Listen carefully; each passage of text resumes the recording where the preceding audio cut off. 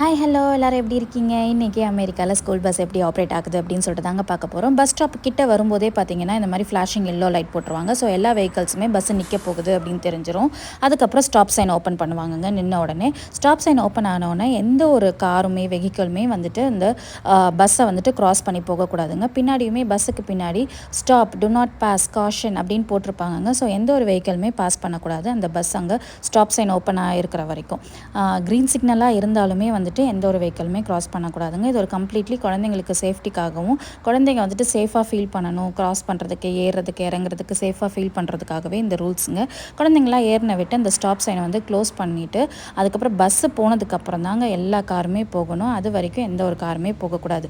அப்படி நீங்கள் stop sign ஓப்பனாக இருக்கும்போது கார் பாஸ் ஆச்சுன்னா அது வந்துட்டு இல்லீகலுங்க. நீங்கள் $250 வரைக்கும் நீங்கள் ஃபைன் பே பண்ணணும். இப்படி தாங்க ஸ்கூல் பஸ் ரூல்ஸ் எல்லாம் இங்கே இருக்குது. இந்த வீடியோ உங்களுக்கு பிடிச்சிருந்தா please like and subscribe. Thank you.